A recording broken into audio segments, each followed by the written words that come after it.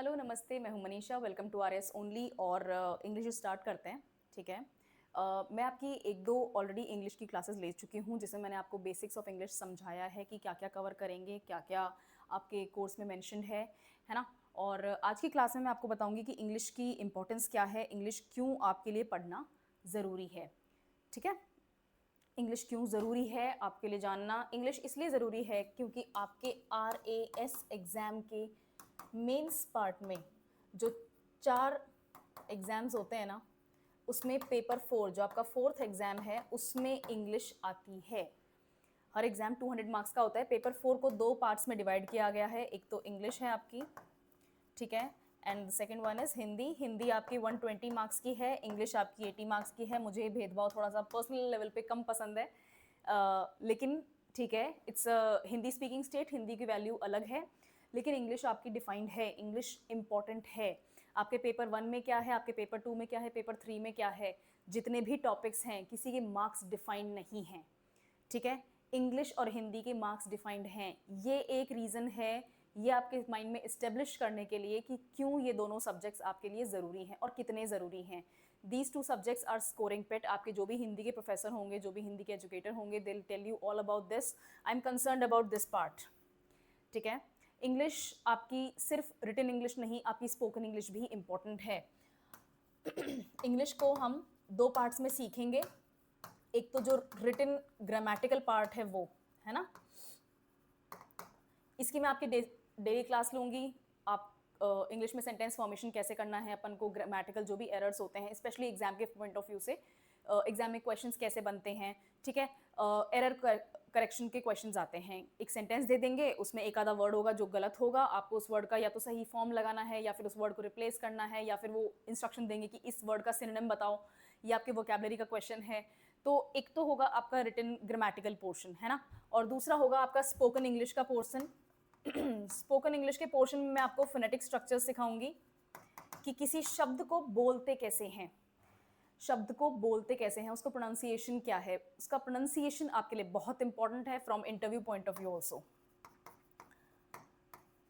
हम ये क्यों सोच के चलें कि सिर्फ प्री कर लेंगे थोड़ा आराम करेंगे, मेंस कर लेंगे थोड़ा आराम करेंगे, हमें ये भी क्लियर करना है, ठीक है। इंटरव्यू में ऐसा नहीं है कि आप जो लैंग्वेज आप चाहते हैं बात करना, उसी में इंटरव्यूअर आपसे बात करे। इंटरव्यूअर्स होते हैं, 4-5 लोग होते हैं, वो आपसे क्वेश्चंस पूछेंगे, और अगर उनमें से किसी का एक माइंड फिर गया और वो ये बोल दे कि I want to talk in English, आपका इंग्लिश में स्कोर अच्छा है, या फिर आपका इंग्लिश में स्कोर अच्छा नहीं है, आपका पेपर 4 में स्कोर अच्छा नहीं है, कुछ भी, और उन्होंने आपको इंग्लिश में पकड़ लिया, तो स्पोकन इंग्लिश आपके फोनेटिक्स आपको बचा सकते हैं या डुबा सकते हैं, ठीक है। फोनेटिक्स आपके लिए इंपॉर्टेंट हैं। ये दोनों पार्ट्स मैं आपके कवर करूंगी, एवरीडे क्लास लेकर आऊंगी, चाहे छोटे टॉपिक्स होंगे लेकिन आपकी इंग्लिश प्रैक्टिस में रहे, क्योंकि मुझे पता है स्टूडेंट्स इंग्लिश के ऊपर ध्यान नहीं देते। हिंदी तो बचपन से पढ़ते आ रहे हैं, आती ही है, और इंग्लिश सिर्फ 80 मार्क्स की है, क्या ही फर्क पड़ जाएगा। ये दोनों सब्जेक्ट आपको लुटा देंगे अगर इन पर ध्यान नहीं दोगे तो, ठीक है। तो इंग्लिश और हिंदी पढ़ना स्टार्ट करते हैं। हिंदी आपके हिंदी के एजुकेटर के ऊपर मैं छोड़ती हूँ, इंग्लिश में देखते हैं। इंग्लिश क्यों पढ़नी जरूरी है। अच्छा, टेस्ट क्यों ले रहे हैं कोई इंग्लिश का आपका, अपनी लैंग्वेज भी नहीं है, इट्स नॉट इंडियन लैंग्वेज, है ना। अब यहाँ पर तमिल, तेलुगु, कन्नड़, उड़िया, आसामीज, ये सब लैंग्वेजेस होती तो मैं समझ भी सकती।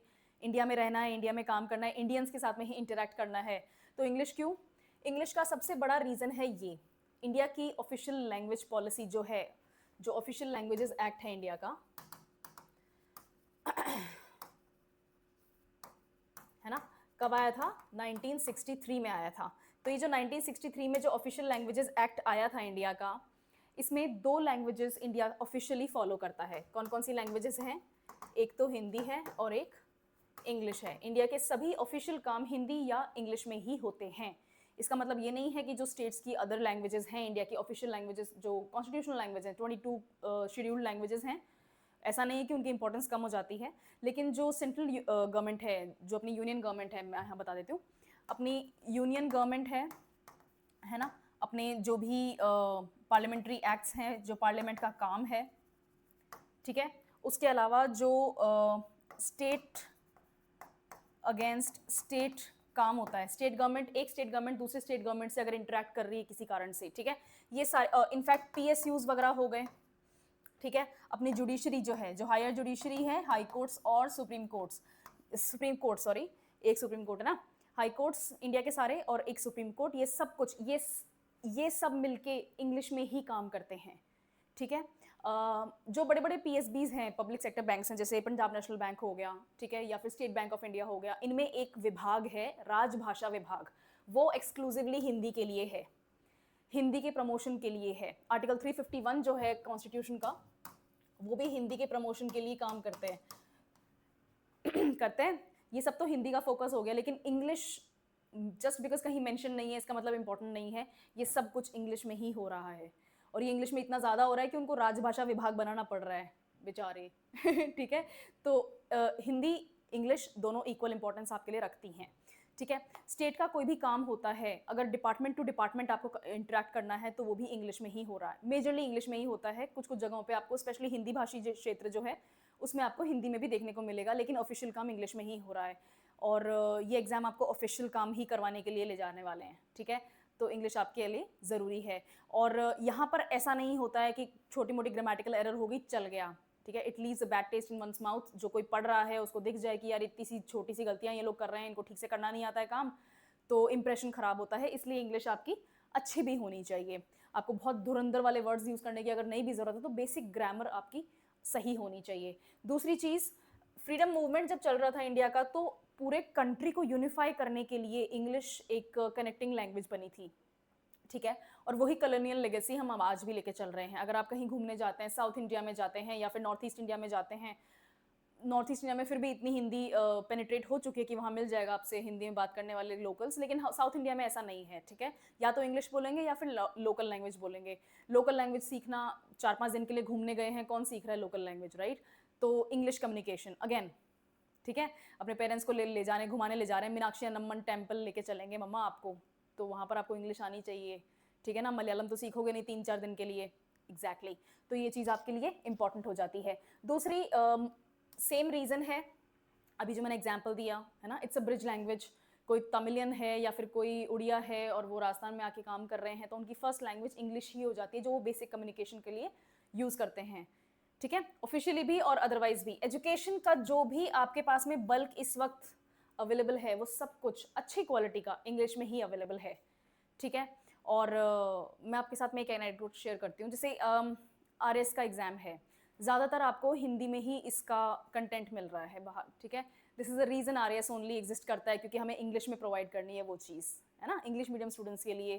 क्योंकि अब उनके लिए हिंदी फिर अनफेमिलियर हो जाएगा। जैसे हिंदी मीडियम स्टूडेंट्स हैं, उनके लिए इंग्लिश थोड़ा सा डिफिकल्ट सेक्टर रहता है, उसी तरह से इंग्लिश मीडियम स्टूडेंट्स जो होते हैं ना, उनकी हिंदी में बिंदी लगी हुई होती है, ठीक है।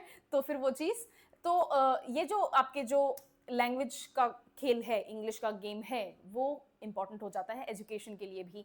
नेक्स्ट, दुनिया ग्लोबलाइज्ड है, और ग्लोबलाइज्ड दुनिया में जो काम आप कर रहे हैं सब इंग्लिश में हो रहा है। अब मेरे सामने कोई आर्गुमेंट लेकर आएगा, चाइनीज़ लोग तो चाइनीज़ में काम कर रहे हैं, मैंड्रिन में काम कर रहे हैं, जापानीज़ अपनी लैंग्वेज में काम करते हैं, कोरियंस अपनी लैंग्वेज में काम कर रहे हैं, हाँ, लेकिन जब दुनिया से इंटरेक्ट करते हैं तो इंग्लिश में करते हैं। ये फ़र्क है, इतना ही फ़र्क है कि वो खुद अपने कंट्री में एक उनका स्ट्रक्चर्ड यूनिफाइड लैंग्वेज का सेक्शन है, तो वो उसमें काम करते हैं। अपने यहाँ पे फ्रेगमेंटेड लैंग्वेजेस हैं, बहुत सारी लैंग्वेजेस हैं, तो अपन अपनी अपनी लैंग्वेज के लिए चलते रहते हैं, सींग भिड़ते रहते हैं सबके, ठीक है। इंटरनल मैटर डिफरेंट हो जाता है, लेकिन जब चाइना अमेरिका से इंटरेक्ट कर रहा है, जब चाइना यूके से इंटरेक्ट कर रहा है, जब चाइना इवन साउथ अफ्रीका से इंटरेक्ट कर रहा है, तो ये सब कुछ इंग्लिश में कर रहे हैं। ब्राज़ील पोर्चुगीज़, सॉरी, ब्राज़ील अगर अर्जेंटीना से इंटरेक्ट कर रहे हैं तो कोई पोर्चुगीज़ नहीं बोल रहा है, वो इंग्लिश चूज़ कर रहे हैं, ठीक है। तो इंग्लिश जो है इंटरनेशनल लैंग्वेज है। तो आपके जो एम्प्लॉयमेंट वाला जो काम है, एग्ज़ाम दे रहे हो आप, ठीक है, किसी कारण से नहीं हो पाता है, तो कल को नौकरी तो करनी है ना, तो वो काम आपका इंग्लिश में होगा। इसलिए भी आपकी इंग्लिश इंपॉर्टेंट है। मैं आपको इंग्लिश बहुत बेसिक लेवल से इंट्रोड्यूस करा रही हूँ कि इंग्लिश आपके लिए क्यों ज़रूरी है, ठीक है। और नहीं, हम तो हमारी मातृभाषा ही बोलेंगे, हम तो इसी में काम करेंगे, तो भैया कर लो और करके दिखा दो ज़रा थोड़ा सा, ठीक है। एक one man can not change the world वाली बात होती है ना। सिस्टम ऐसा है, जब तक सिस्टम को रेवोल्यूशनराइज नहीं करती है सरकार, तब तक सिस्टम ऐसा ही रहेगा। और इसी को सीख लो एक बार तो, ठीक है। आपके ये आपके स्पोकन इंग्लिश का पोर्शन हो जाता है, ठीक है। आपकी कम्युनिकेशन स्किल जो हैं उनका टेस्ट होता है। इंग्लिश आपको एक एज प्रोवाइड करता है कॉमनली दूसरे लोगों से, ठीक है। अगर आपकी इंग्लिश अच्छी है, और ये भी कॉलोनियल लेगेसी ही है, ठीक है। एक मेंटालिटी है लोगों की कि इसको अंग्रेज़ी बोलनी आती है, ज़रूर समझदार है, और आज भी है, जबकि पिछले 15-20 ईयर्स में ये चीज़ में काफ़ी चेंज आया है ठीक है। लेकिन फिर भी अगर आप है ना मतलब एट लार्ज देखेंगे तो अभी भी लोगों में ये मेंटालिटी है, ठीक है। तो इंग्लिश आएगी तो थोड़ा सा इमेज बनी रहेगी, है ना। ओके। उसके बाद में आपकी ये आपका एजुकेशन वाला पार्ट हो गया, है ना। उसके बाद में ये आपका एम्प्लॉयमेंट वाला पार्ट हो गया। दुनिया से बात करनी है इंग्लिश में ही कर सकते हो, ठीक है। आप फेसबुक पे हो, इंस्टाग्राम पे हो या फिर कोरा के ऊपर हो, तो जो भी वहाँ पर कॉन्वर्जेशन हो रहे हैं, you can connect to the people of world, ठीक है। You can talk to a French person but you don't need to use French, ठीक है। You can talk to an Italian and without using a single word of the language. वो भी आपकी भाषा में बात नहीं करेंगे, हिंदी में, तमिल में, इनमें भाषा में बात नहीं करेंगे, वो भी इंग्लिश चूज करेंगे बिकॉज दे नो कि इंडिया इंग्लिश को एक्सेप्ट करता है, ठीक है। और एक इटालियन और एक तमिल के बीच में कॉन्वर्जेशन इंग्लिश में हो रही है, ठीक है। तो इंग्लिश की इंपॉर्टेंस ऐसे हो जाती है। ये आपके जॉब रिलेटेड है, ठीक है। ये सारे पॉइंट्स आपके जॉब रिलेटेड हैं। ये स्पेसिफिक रोल्स जब होंगे और आपको निभाने हैं आपकी लाइफ में, कभी ना कभी ये आपके सामने एक इशू आएंगे, ये आपके सामने सिचुएशंस आएंगी, आपको वो कंप्लीट करना है और ये इंग्लिश में ही होगा।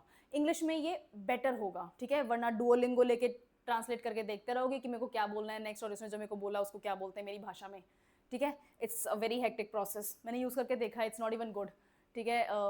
बहुत सारी तो ग्रामेटिकल एरर्स होती हैं और स्पेशली प्रोनाउंसिएशन एरर्स करते हैं ऐसे, तभी लोग चैट जीपीटी और ग्रॉक और इनके ऊपर शिफ्ट हो गए। एनीवे, यहाँ से आपका एक बार जो आपका एग्जाम का सिलेबस है कि एग्जाम आपसे क्या मांगेगा वो देख लेते हैं। बहुत ही बेसिक लेवल की इंग्लिश आपके लिए इम्पॉर्टेंट है, बहुत बहुत बेसिक सिंपल सेंटेंस स्ट्रक्चर्स आपके टेस्ट किए जाएंगे। फॉर एग्जाम्पल,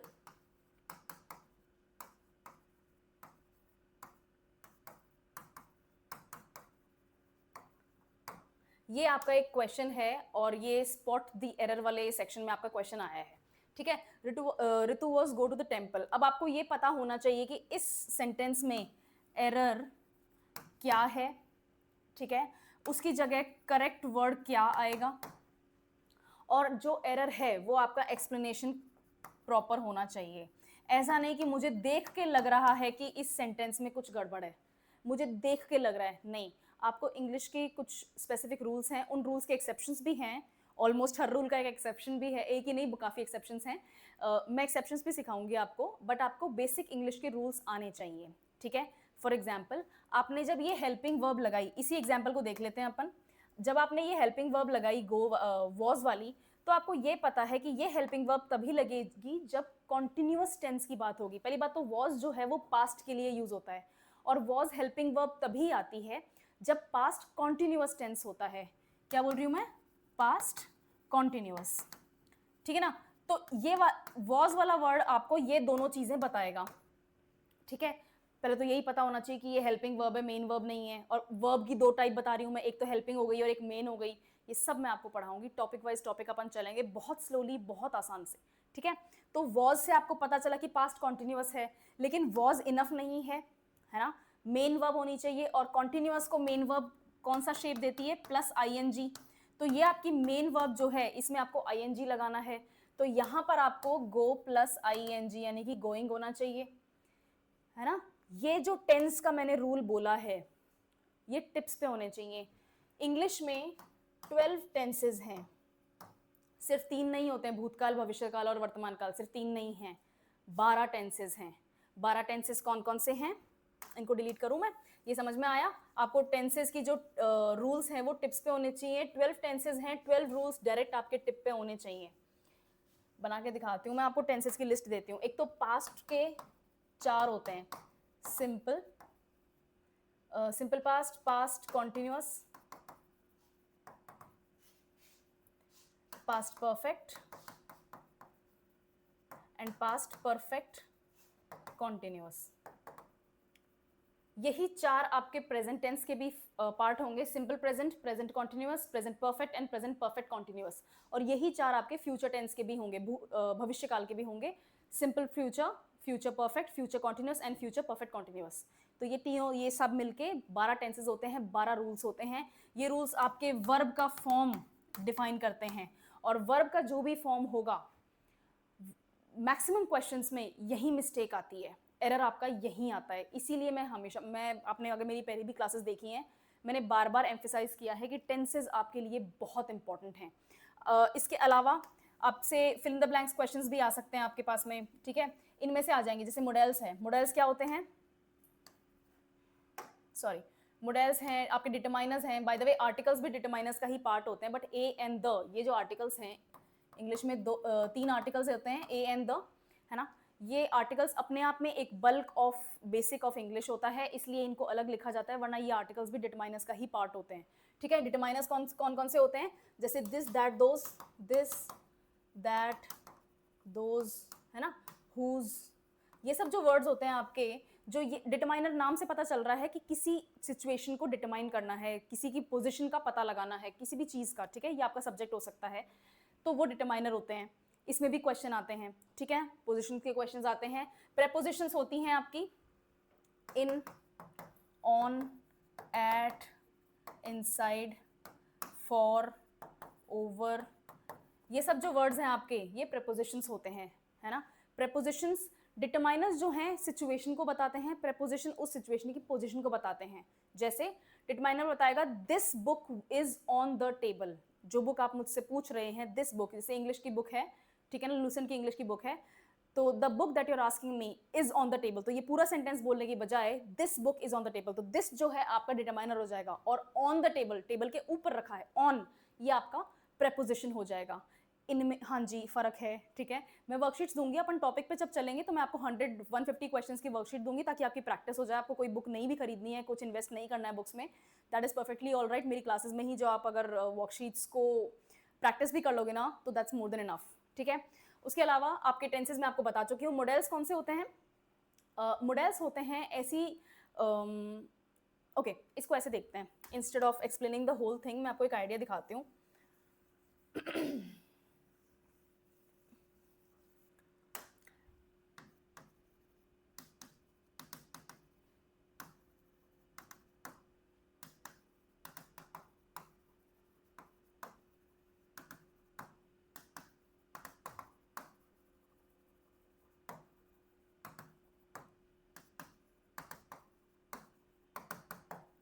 ये 4 सेंटेंसेस हैं, ठीक है। Rita can swim, could swim, should swim, will swim, ये जो बीच में वर्ड्स है ना, can, could, should, will, would भी होता है, ऑट टू होता है, हैव टू होता है ना, ये जो एक्सक्यूज मी, ये जो वर्ड्स होते हैं, ग्रुप ऑफ वर्ड्स होते हैं, इनको बोलते हैं मॉडल्स, ठीक है। ये एबिलिटी बताते हैं, किसी की परमिशन अगर हो रही है, रीटा मे स्विम, है ना, रीटा मे स्विम, ठीक है। परमिशन हो गई, एबिलिटी हो गई, कंपल्शन हो गया, है ना, किसी की कंडीशन बता रहे हैं कि उसने वो काम मजबूरी में करना है, या फिर उसका वो टैलेंट है, उसको करना आता है, या फिर उसके पास में चांस होगा, या उसको परमिशन दी जाएगी तो वो करेंगे। ये जो आपका जो मीनिंग निकला है ना, मॉडल्स यही चीज बताते हैं। इस सेंटेंस का मतलब होगा रीटा कैन स्विम, रीटा को तैरना आता है इसलिए वो तैर सकती हैं, सकना। रीटा कुड स्विम, एक टाइम था जब रीटा तैर सकती थी, क्योंकि ये पास्ट हो गया, कुड पास्ट को डिनोट करता है, या फिर पास्ट एबिलिटी को डिनोट करता है कि जब पहले था ना, ऐसी सिचुएशन पहले थी तो वो ये काम कर सकती थी, अभी नहीं कर सकती, फॉर वट एवर रीजन, ठीक है। रीटा शुड स्विम, रीटा को स्विम करना चाहिए, सबको स्विमिंग करनी आनी चाहिए, ठीक है। तो ये चाहिए वाला आपके लिए कंपल्शन हो गया, आपके टैलेंट को इंक्रीज करने की बात हो रही है, यहाँ पर शुड आ जाएगा। Apart from that Rita will swim, ये एक फ्यूचर सिचुएशन की बात हो रही है कि स्विमिंग कंपटीशन होगा अगले हफ्ते, तो रीटा भी उसमें पार्टिसिपेट कर रही है, तो रीटा उसमें स्विमिंग करेंगी, विल, ठीक है। ये विल हेल्पिंग वर्ब होती है फ्यूचर टेंस के लिए भी, ओके। अब उसके बाद में जैसे रीटा मे स्विम, कि हाँ उसका मन करा तो वो तैर लेंगी, ये उनकी परमिशन, उनकी इच्छाओं के ऊपर है, ठीक है। ये होते हैं आपके मॉडल्स। हर मॉडल का अलग सेंस निकलता है। कैन और कुड कई जगहों पर रिप्लेस करके भी यूज होता है, शुड और कुड का कंफ्यूजन होता है, शैल भी होता है ना। उसके अलावा आपका ऑट टू होता है ना, हैव टू होता है। ये जो आपके वर्ड्स होते हैं, ये सेंटेंस का पूरा मीनिंग चेंज कर देते हैं, इनको कहते हैं मॉडल्स। ये हेल्पिंग वर्ब के रूप में भी यूज किए जाते हैं, इनफैक्ट एक्चुअली हेल्पिंग वर्ब का ही एक तरह का टाइप होता है, फर्दर क्लासिफिकेशन होता है। मॉडल्स आपके लिए जरूरी हैं। वॉइस आपके होते हैं एक्टिव एंड पैसिव। एक्टिव को रिपोर्टेड स्पीच भी बोला जाता है, नहीं स्पीच इधर है, sorry, active voice, passive voice, speech, I am sorry, I am extremely sorry. ये होते हैं डायरेक्ट एंड इनडायरेक्ट, ये आपका नरेशन होता है। डायरेक्ट स्पीच को रिपोर्टेड स्पीच बोला जाता है। I am sorry for that confusion earlier. ठीक है, तो active voice, passive voice. Active voice का सेंटेंस का स्ट्रक्चर जो है वो आपके लिए इंपॉर्टेंट है, और पैसिव वॉइस अगर आपने बचपन में कभी पढ़ा हुआ है ना, 7th 8th क्लास की इंग्लिश की बुक्स में, जो रीडर की बुक्स आती थी उसमें पढ़ा हुआ है, तो उसमें आपने एक ट्रिक सीखी होगी कि सेंटेंस का जो स्ट्रक्चर है ना उसका उल्टा कर दो, जो पीछे आया हुआ है उसको पहले ले आओ और जो पहले है उसको पीछे ले जाओ, है ना। तो जैसे the chef cooked the meal, ठीक है ना। शेफ यहां पर डूअर हैं, काम किसने किया है, शेफ ने किया है, और काम क्या किया है, मील बनाने का काम किया है। ये है आपका एक्टिव वॉइस, जहां पर आप ज्यादा स्ट्रेस दे रहे हैं, ज्यादा इंपॉर्टेंस दे रहे हैं डूअर को। इसको उल्टा कर लेंगे, पैसिव वॉइस आ जाएगा, जैसे the meal was cooked by the chef, ये आपका पैसिव वॉइस हो गया। हाँ, रूल उल्टा करना ही होता है, बट ये वर्ड आपके लिए इंपॉर्टेंट हो जाता है ना। और आपका यहाँ पर टेंस भी एक पीछे चला जाता है, एक टाइम पीछे चला जाता है। डिटेल में पढ़ेंगे अपन। वॉइस में से आपके डायरेक्ट क्वेश्चंस आते हैं, turn the following 3 sentences into active voice, passive voice में दिया हुआ होगा, ठीक है। ये आपके लिए इंपॉर्टेंट है। Active voice, sorry, direct speech और इनडायरेक्ट स्पीच भी ऐसा ही है। डायरेक्ट स्पीच में क्या होता है, डायरेक्ट स्पीच में आपको बताया जाता है कि किसी ने कोई शब्द कहे हैं और उन शब्दों को बिना कोई हेर फेर करे, बिना अपना मतलब निकाले, टेंस चेंज किए हुए आपने एज इट इज सामने वाले को बता दिया। Rita said I will swim, Rita ने कहा मैं तैरूंगी, ठीक है, मुझे तैरना आता है, मैं तैरूंगी, रीटा ने कहा। ये है आपका डायरेक्ट स्पीच, क्योंकि आपने रीटा के जो 3 शब्द थे उनको एज इट इज, ऐसा का ऐसा सामने वाले को बता दिया कि रीटा ने क्या कहा। इसको इनडायरेक्ट स्पीच में करेंगे तो क्या हो जाएगा, Rita said that she would swim, ठीक है ना। आपने कोट्स खोल दिए और ये कॉमा हटाया, तो उसकी जगह पे आपने दैट लगा दिया, उसकी जगह क्या लगा दिया, दैट लगा दिया। इन शब्दों को खोलने की कीमत देनी पड़ेगी ना, ऐसे ही थोड़ी ना कोट्स को हटा देंगे, बस मेरी मर्जी है मैं हटा दूं, चाहे कैसे भी लिखूं, ऐसा नहीं होता है ना। कुछ आपने हटाया है तो उसको किसी दूसरी चीज से रिप्लेस करेंगे, दैट आ जाएगा, और आपका टेंस यहाँ पर 1 नंबर पीछे चला गया। टेंसेस के बाद में मैं ये टॉपिक्स आपको पढ़ाऊंगी ताकि मुझे ये वापस से आपको बताना ना पड़े। टेंसेस में कम से कम 2 से 3 क्लासेस लगेंगी, बहुत डिटेल में पढ़ेंगे, बहुत सारी वर्कशीट्स दूंगी, खूब प्रैक्टिस करना, ओके। और ये आपका वोकैब का सेक्शन है। अगर आप मेरा word of the day series देख रहे हैं तो बहुत बढ़िया, अगर आप अभी तक शुरू नहीं करे हैं तो मेरी word of the day series की शॉर्ट्स चल रही हैं इसी चैनल के ऊपर, लॉग इन टू दैट, आप देखो रोज का। मैं एक वर्ड देती हूँ, उसका मीनिंग बताऊंगी, उसका एक सिनोनिम और एक एंटोनिम बताऊंगी। इसके अलावा रोज आपके पास में 2 वर्ड्स और होने चाहिए, और आपको एक कॉपी मेंटेन करनी है जिसमें उन वर्ड्स को लिखना है, साथ में उनका मीनिंग लिखना है, एक सिनोनिम, एक एंटोनिम और सेंटेंस का एग्जाम्पल भी लिखना है, तभी होगा ये वाला पोर्शन, वरना नहीं होगा, ठीक है। ये मैं आपको एक लेवल तक सिखा सकती हूँ, वोकैबुलरी आपकी खुद की मेहनत होगी, खुद ही को देना पड़ेगा ये एफर्ट। कहाँ से करना है, आई टेल यू, ठीक है ना। न्यूज़पेपर्स हो गए, मैगजीन्स हो गए, एडवर्टाइजमेंट्स में भी होते हैं, ठीक है ना। कई बार बहुत सिंपल इंग्लिश वर्ड्स होते हैं जो अपने माइंड से निकल जाते हैं, ठीक है। तो ये सब आपको वोकैबुलरी का जो पोर्शन है ना वो आपको यहीं से निकालना है, ठीक है। ये आपका बेसिक सिलेबस है। इसके अलावा क्या क्या पूछते हैं आपसे एग्जाम में, इसके अलावा राइटिंग प्रैक्टिस होनी चाहिए आपकी। एक तो आपसे प्रेसी राइटिंग पूछेंगे, एक बड़ा सा पैराग्राफ दे देंगे 300 वर्ड्स का और बोलेंगे इसका प्रेसी लिखो, ठीक है ना। तो वो आपको लिखना है 60-70 वर्ड्स में, ओके। उसके अलावा आपसे पूछेंगे रिपोर्ट राइटिंग, एक टॉपिक देंगे, बोले रिपोर्ट राइटिंग लिखो 150 वर्ड्स में। I tell you the format, I tell you the tricks on how to handle certain topics, वो सब अपन करेंगे। उसके अलावा आपसे लेटर राइटिंग पूछा जाता है, इसमें मैं आपको दोनों सिखाऊंगी। एग्जाम में फॉर्मल लेटर ही आते हैं, है ना। आरएस एग्जाम में मैंने कभी इनफॉर्मल लेटर नहीं देखे हैं, but if you are not putting effort for this exam, आपको लगता है कि आपको किसी और चीज़ की तैयारी करनी है या फिर आपको सिर्फ इंग्लिश देखनी है कैसी होती है, ठीक है ना, तो उसके लिए भी मैं फॉर्मल और इनफॉर्मल दोनों लेटर्स लिखना सिखाऊंगी। फॉर्मेट अपन मैं रटाऊंगी फॉर्मेट, ठीक है ना। अब भी मैंने एग्जाम से, अभी जो मेंस एग्जाम हुआ उससे कुछ दिन पहले मैंने क्लास ली थी, और इतने सारे स्टूडेंट्स ने बोला है कि मैम ये वाला फॉर्मेट नहीं हो गया, मैम ये वाला मैं चीज़ लिखना भूल गया, मैं सब्जेक्ट लिखना भूल गया, मैं सेंटर का एड्रेस लिखना भूल गया। ये चीज़ तो मैं रटाऊंगी अब तो, आई हैव डिसाइडेड, ठीक है ना। प्रैक्टिस करने में कमी रखते हो तो फिर रटाना पड़ेगा मुझे। उसके बाद में आता है आपका थीम इलैबोरेशन। थीम इलैबोरेशन कुछ नहीं होता है, ऐसे राइटिंग होती है और पैराग्राफ राइटिंग आती है, ठीक है। ये सब आपके 10-10, 15-15 मार्क्स के आते हैं, और लास्ट में आपका आएगा एक रीडिंग कॉम्प्रिहेंशन, या फिर जिसको आप अनसीन पैसेज भी बोलते हो, है ना। कॉम्प्रिहेंशन के क्वेश्चंस आएंगे। कॉम्प्रिहेंशन के क्वेश्चंस में एक कॉम्प्रिहेंशन आएगा, उसमें 5 क्वेश्चंस आएंगे, जिनमें से एक क्वेश्चन आपको वोकैब का होगा। डायरेक्टली पूछेंगे कि XYZ वर्ड जो है, जैसे नेफेरियस है, नेफेरियस का क्या मतलब होता है? नेफेरियस का मतलब होता है कोई भी धोखाधड़ी की बात करना, है ना। कोई आपसे चीट करने की कोशिश कर रहा है तो वो बंदा नेफेरियस है। NEFARIOUS, आज का वर्ड ऑफ द डे यही ले लो अब, ठीक है। नेफेरियस, नेफेरियस का मतलब होता है जिसके इरादे ठीक नहीं हैं, है ना। इसका सिनोनिम क्या हो जाएगा फिर? सिनिस्टर, ठीक है। इसका सिनोनिम आपका सिनिस्टर हो जाएगा, और इसका एंटोनिम आपका वर्चुअस हो जाएगा। वर्चुअस का मतलब क्या होता है? जो बहुत सिद्धांतवादी है, जो बहुत अच्छे लोग होते हैं, किसी का नुकसान नहीं करते हैं, धोखाधड़ी नहीं करते हैं, किसी के बारे में गलत ख्याल नहीं रखते हैं, वो आपके वर्चुअस हो जाते हैं। तो आज का वर्ड ऑफ द डे क्या है?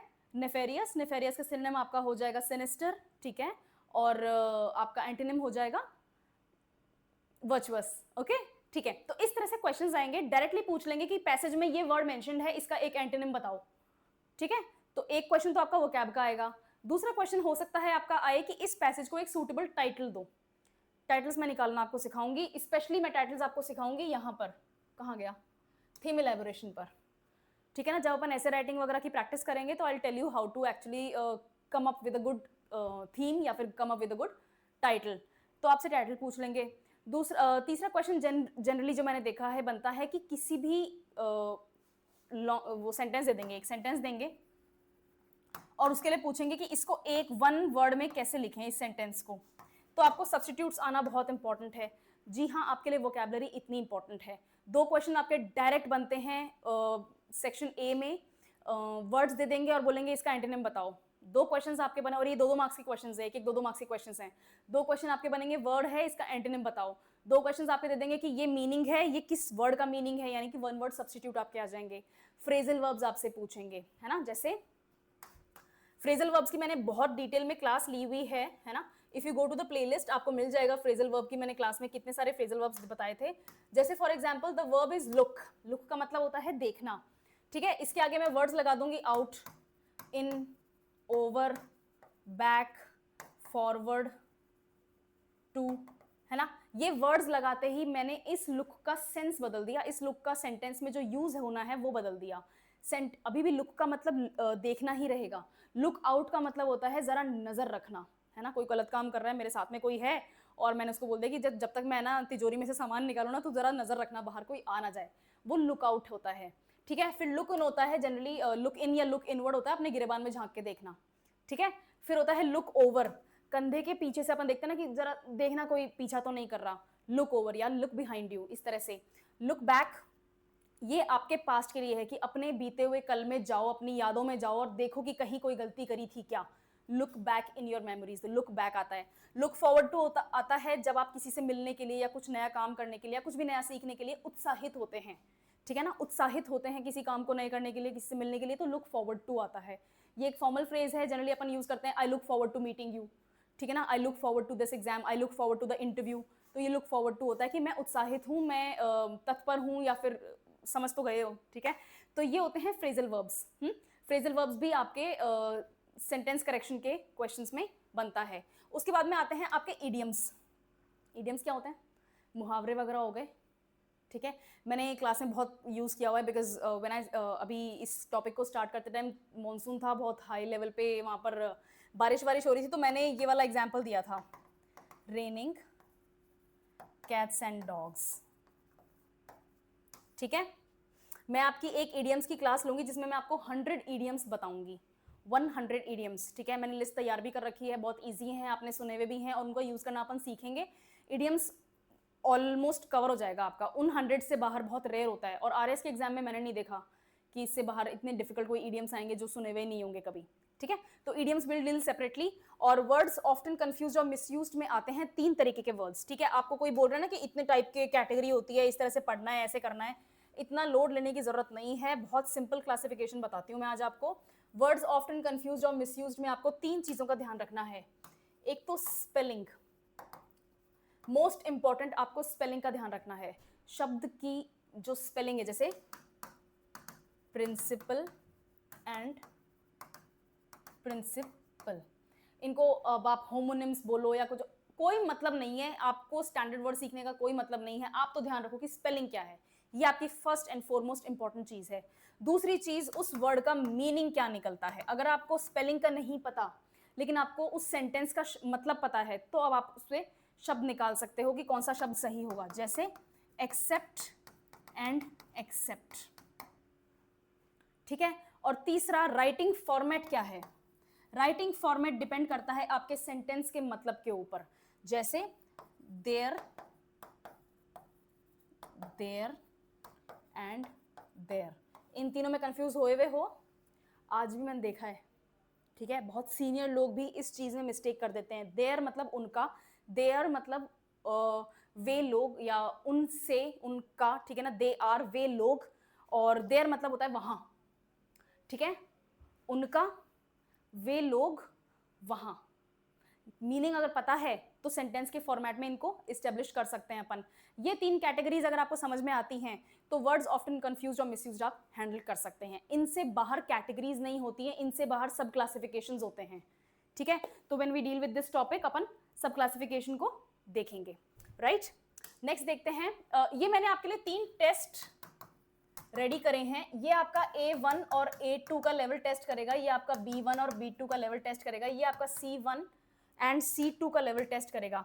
अब मैम ये लेवल्स क्या होते हैं, ये इंग्लिश के लर्निंग लेवल्स होते हैं। हर लैंग्वेज को लर्न करने का, हर लैंग्वेज को सीखने का के स्टेजेस होते हैं, ठीक है ना। सबसे पहले आप, जैसे हिंदी है, सबसे पहले आप ई सीखे, क सीखे, और उसके बाद में उनसे वर्ड्स बनाए, फिर अपने सेंटेंस बनाए, फिर उन सेंटेंसेस को आपने पैराग्राफ्स में चेंज किया, फिर उन वर्ड्स का आपने सब्स्टिट्यूट देखा, फिर आपने सिनोनिम एंटोनिम यूज किया, ये आपकी वोकैबुलरी डेवलप हो गई, ठीक है। तो हर लैंग्वेज को सीखने के स्टेजेस होते हैं, वैसे ही इंग्लिश को सीखने के भी स्टेजेस होते हैं। ये सबसे इजी स्टेज होता है, जिसमें से भी मैं बताऊंगी ये वाला ज़्यादा इजी स्टेज होता है, ऑब्वियसली बात है, A1 A2 है।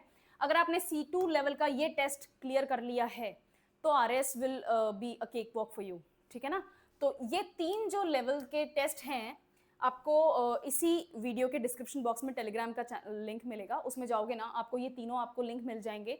अटेम्प्ट करो इनको, and this is for your own benefit. आप किसी को मत बताओ कि आपने क्या स्कोर किया, स्कोर भी मत बताओ, छोड़ो, आप तो ये देखो कि आपने कितने सही किए, कितने गलत किए, गिन लो। 20 क्वेश्चंस हर टेस्ट में हैं, ठीक है। और इन 20 क्वेश्चंस में आपने कितने सही किए हैं, ये आपके ऊपर, आपका प्रेरोगेटिव है, आपको डिसाइड करना है क्या करना है आगे। इससे आपको 2 चीज़ों का पता चलेगा। पहली चीज़ तो आपको ये पता चलेगा कि आपका प्रिपरेशन का स्टैंडर्ड क्या है।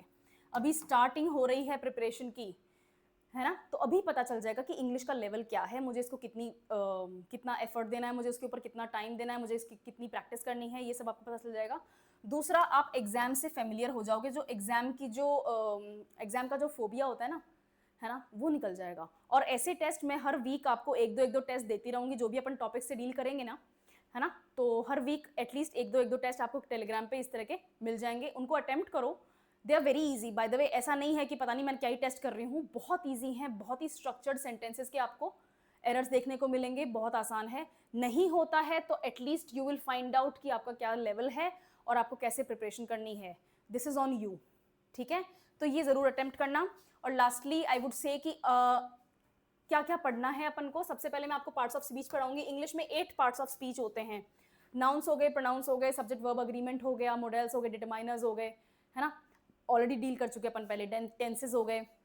ये सब टॉपिक्स मिला के इंग्लिश बनता है, ठीक है ना। इन सब टॉपिक्स का ही जो एक वो होता है ना, इंग्रेडिएंट्स हैं, तो रिजल्ट में जो डिश है ना वो इंग्लिश कहलाएगी, ठीक है। टेंसेज आपके सेपरेटली मैंने यहाँ पर इसलिए मेंशन किए हैं क्योंकि टेंसेज आपकी सिर्फ और सिर्फ एरर कनेक्शन के ही काम का नहीं है। टेंसेज आपके राइटिंग प्रैक्टिस के भी क्वेश्चन जो आएंगे, प्रेसी राइटिंग आ गया, थीम एलैबोरेशन आ गया, ठीक है, उसमें भी इंपॉर्टेंट है। टेंसेज अपन अलग से देखेंगे। स्ट्रक्चर ऑफ सेंटेंस मैं आपके इसमें टाइप्स ऑफ सेंटेंसेस बताऊंगी और उन टाइप्स ऑफ सेंटेंसेस को चेंज करने का फॉर्मेट बताऊंगी, है ना। सेंटेंस ट्रांसफॉर्मेशन, मेरी ऑलरेडी 4 क्लासेस सेंटेंस ट्रांसफॉर्मेशन की पढ़ी हैं, आप देखना चाहते हैं, बहुत अच्छी बात है। उसमें मैंने सिर्फ आपको एग्जाम्पल से समझाया बिकॉज एग्जाम बहुत पास में था तो अपन रिवाइज कर रहे थे। यहाँ पर we will start from the very beginning, ठीक है। प्रैक्टिस राइटिंग, अब ये प्रैक्टिस राइटिंग में मैं आपको प्रेसी के टॉपिक्स दूंगी, PRECIS, ठीक है। मैं आपको प्रेसी के टॉपिक्स दूंगी, मैं आपको रिपोर्ट के टॉपिक्स दूंगी, अपन क्लास में भी हैंडल करेंगे, पैराग्राफ के टॉपिक्स दूंगी, हर टॉपिक को कितनी बार किस तरीके से कैसे कैसे लिखा जा सकता है, I tell you all the variety. कुछ तो कैच करोगे ना, है ना। इतना बड़ा एग्जाम देने की अगर सोचिए तो इसका मतलब you have it in you, है ना। तो विल एक्सप्लोर कैसे चल सकते हैं आगे। ये टेस्ट और previous year questions, test mock test जो होंगे वो आपके 2 आवर्स के जो मॉक टेस्ट होंगे हिंदी इंग्लिश के साथ में होंगे, वो कोचिंग पे जैसे अपन डिसाइड करेंगे वैसा होगा, ठीक है। यहाँ पर आपको मिलेंगी वर्कशीट। अच्छा, पिछले वाले टेस्ट पे स्लाइड पे था वर्कशीट्स। मैं आपको जो भी अपनी यहाँ पर ऑनलाइन क्लास आने वाली है, मैं उसमें आपको वर्कशीट्स दूंगी। Even if you are not enrolled with the coaching, आपको MCQs और सॉरी PYQs और मॉक टेस्ट नहीं मिल रहे हैं, तो आप उन वर्कशीट्स को भी अगर प्रैक्टिस करोगे ना, तो you will be very much at par with other students, ठीक है। और ये आपका काम है, ये आपका काम है, ठीक है। रिवाइज करना, रिपीट करना, फिर रिवाइज करना, फिर रिपीट करना और फिर से रिवाइज करना। ये 4-5 बार रिविजन का होगा ना, अगर पार्ट्स ऑफ स्पीच हो गया या फिर जो भी अपन टॉपिक्स ले रहे हैं उसके रूल्स होते हैं, एक्सेप्शंस होते हैं, एग्जाम्पल्स होते हैं, ट्रांसफॉर्मेशन एग्जाम्पल्स होते हैं कैसे, और वेराइटी ऑफ टॉपिक्स होते हैं, ये सब आपको रिवाइज करना पड़ेगा, सब आपको लिखना पड़ेगा। बिना लिखे पढ़ाई नहीं होती, मैं बता दूँ आज, ठीक है ना। बिना लिखे पढ़ाई नहीं होती है, लिखना पड़ेगा। ये वो आजकल वो चल रहा है ना कि मैं टैब के ऊपर नोट्स लिख लूँ, I will just say it, और वॉइस टू टेक्स्ट वाला अपन ने सबने ऐप डाउनलोड कर लिया, मैं बोलते जाऊँ, फ़ोन पे नोट्स बनते जाएँ, उससे याद नहीं होगा, ठीक है। पेन उठाओ, नोटबुक उठाओ और लिखो, ओके। ये आपकी प्रिपरेशन का पार्ट रहने वाला है। आप कितना टाइम, और ये सिर्फ इंग्लिश के लिए ही नहीं, आपके सब सब्जेक्ट्स के लिए लागू होगा। आपके पॉलिटी है ना, उसमें आप इंडियन पॉलिटी, राजस्थान पॉलिटी सब इन्वॉल्व है, ज्योग्राफी है सेम थिंग, है ना। आपके साइंस एंड टेक है, आपके इकोनॉमिक्स है, मैनेजमेंट के क्वेश्चंस आएंगे, है ना, फिलॉसफी के क्वेश्चंस आएंगे, आपके योगा के क्वेश्चंस आएंगे, स्पोर्ट्स के क्वेश्चंस आएंगे। ये सब चीज़ों के लिए लॉ भी आता है और योगा वगैरह इनके ऊपर भी आता है। ये जो सारे टॉपिक्स हैं ना आपके, इनके साथ भी ये चीज़ लागू होती है। अच्छे से टाइम दो, स्ट्रक्चर्ड तरीके से अपने डे को डिवाइड करो। यूँ मत करो कि मुझे इतने घंटे पढ़ाई करनी है, मेरे 6 मिनट में मेरे को है ना लंच कर लेना है, मेरे को 15 मिनट के अंदर अंदर नहा के और फ्रेश होके और रेडी होके आ जाना है। ये इतना मिनटों मिनटों का काम नहीं होता है, ठीक है। डे वाइज टॉपिक्स डिसाइड करो, ठीक है ना।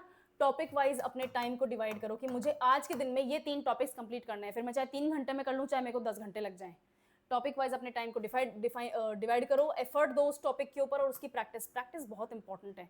प्रैक्टिस, जो आपका नोट्स होंगे, नोट्स बनाने का तरीका मैं आपको खुद पर्सनली सिखाऊंगी। हर सब्जेक्ट का मैं 1-1, 2-2 टॉपिक लेकर आऊंगी और आपको नोट्स बनाना सिखाऊंगी। शॉर्ट हैंड राइटिंग कैसे लिखते हैं, है ना, शॉर्ट हैंड कैसे लिखते हैं इसकी प्रैक्टिस करेंगे अपन।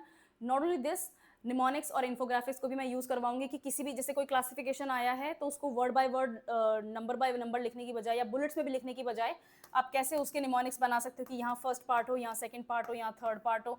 इनके अगर और क्लासिफिकेशन है तो उनको कैसे डिवाइड कर सकते हैं, ये सब मैं आपको तरीका सिखाऊंगी।